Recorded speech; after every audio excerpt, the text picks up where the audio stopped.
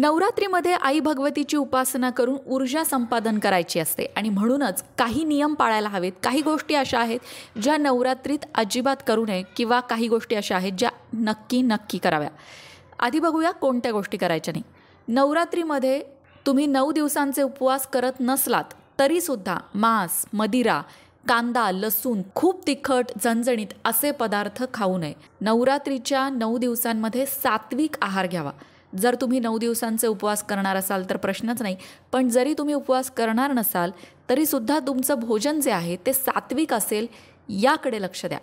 नवरात्रीच्या या 9 दिवसांमध्ये आपल्याला आपल्यामधले विकार नियंत्रणात आणायचे असतात. कोणते विकार? अर्थातच राग, लोभ, मद, मत्सर, काम या सगळ्या गोष्टी नियंत्रणात आणून आई भगवतीची उपासना करायची असते.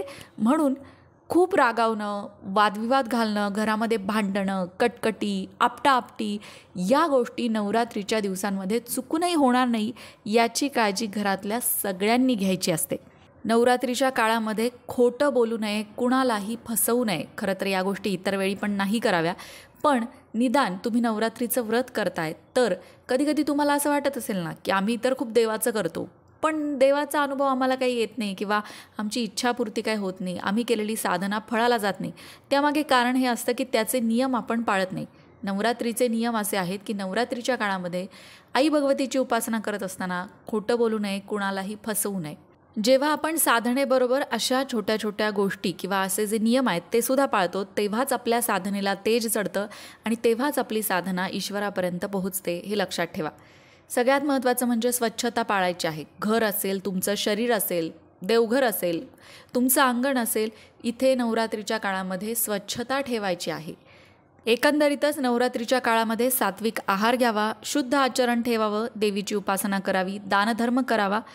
अस्वच्छता, पापकर्म, वादविवाद, भांडणं आणि मांस आणि मदिरा या सगळ्यापासून दूर राहायचं आहे. तरच नवरात्रीच्या या 9 दिवसांमध्ये आई भगवतीच्या कृपेचा अनुभव तुम्हाला येणार आहे जर तुम्ही साधना करत असाल तर. आणखीन काही गोष्टी आहेत ज्या नवरात्रीच्या दिवसात तुम्ही करायच्या, त्या म्हणजे आई भगवतीला 11 अलंकार अर्पण करायचे. 11 अलंकार कुठले आहेत जे आई भगवतीला अर्पण केले जातात? साडी, चोळी, बांगड्या, मणिमंगळसूत्र, जोडवे, विरोदे, हळदी कुंकू, गुलाल, शेंदूर, हार, वेणी, पंचखाद्य ज्यामध्ये खारीक, खडीसाखर, खसखस, खोबरं, खवा हे सगळं असतं, असं पंचखाद्य. त्याचबरोबर खेळणा, पाळणा, पुरणाचं नैवेद्य, ओटीचं सामान ज्यामध्ये खण, गहू, सुपारी, पैसे, त्याचबरोबर 5 प्रकारची फळं, नारळ, विडा, दक्षिणा आणि होमपुडा या सगळ्या गोष्टी आई भगवतीला नवरात्रीच्या या 9 दिवसांमध्ये अर्पण करायच्या आहेत. हळदी कुंकू, अष्टगंध, अक्षता, फुलं, धूप, दीप, कलश, पळी भांडं, तामण, पुरणाचे 21 दिवे हे सगळं कुलस्वामिनीची सेवा करताना नक्की वापरावं. तुमच्याकडे घट बसत नसतील तर तुम्ही फक्त अखंड दिवा लावला तरीसुद्धा चालेल. काहींकडे घट बसवण्याची परंपरा नसते, तेव्हा आपण कशी सेवा करायची देवीची असा जर प्रश्न तुमच्याकडे असेल तर तुम्ही अखंड दिवासुद्धा प्रज्वलित करू शकता. नवरात्रीची साधना करताना आई भगवतीची स्तोत्र असतील, मंत्र असतील त्यांचं पठण करावं. ठरवून घ्या की नवरात्रीच्या या 9 दिवसात मी हे स्तोत्र रोज म्हणेल किंवा वेगवेगळी स्तोत्र म्हणेल, 9 दिवसात 9 वेगळी स्तोत्र म्हणेल किंवा ऐकेल, असा एखादा नियम तुम्ही करू शकता. त्याने तुमच्या साधनेला अजून बळ मिळेल.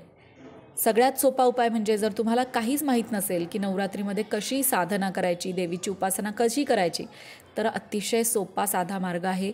अखंड दिवा प्रज्वलित करा आणि रोज संध्याकाळी आई भगवतीचा एक श्लोक जो अनुभव देतो त्या श्लोकाचं पठण करा.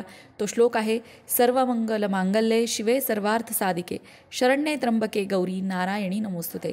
या श्लोकाचा 108 वेळा जप जर तुम्ही या नवरात्रीच्या 9 दिवसांमध्ये करू शकलात तर निश्चितच तुमच्या सगळ्या समस्या दूर होतील, आई भगवतीची कृपा होईल आणि नवरात्रीच्या या 9 दिवसांमध्ये तुमच्या साधनेला तेज येईल, तुमची साधना आई भगवतीपर्यंत पोहोचेल.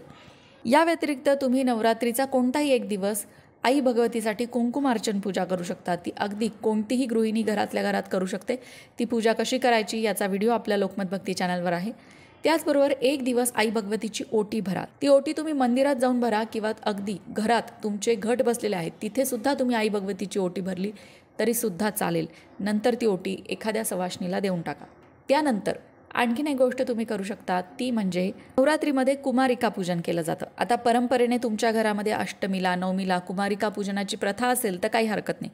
पण ज्यांच्याकडे प्रथा नाही आहे आणि त्यांना करायचं आहे कुमारिका पूजन, ते सुद्धा अगदी 5 कुमारिका, 7 कुमारिका, 9 कुमारिका जेवढ्या तुम्हाला मिळतील तेवढ्या कुमारिका बोलवून नवरात्रीच्या 9 दिवसांपैकी कोणत्याही एक दिवशी कुमारिका पूजन करू शकतात. कोणत्याही पद्धतीने करा, पण आई भगवतीची उपासना करा आणि या नवरात्रीच्या दिवसांचा जास्तीत जास्त लाभ घ्या. कमेंट बॉक्समध्ये आई भगवतीचा उदो उदो लिहायला विसरू नका. अशाच प्रकारच्या माहितीपूर्ण व्हिडिओंसाठी लोकमत भक्ती चॅनलला सबस्क्राईब करा आणि बेल आयकॉनवर सुद्धा क्लिक करा, म्हणजे आमच्या नवनवीन व्हिडिओचं नोटिफिकेशन तुम्हाला मिळत राहील. तसंच योग्य आध्यात्मिक मार्गदर्शनासाठी लोकमत भक्तीच्या फेसबुक पेजला फॉलो करायला विसरू नका.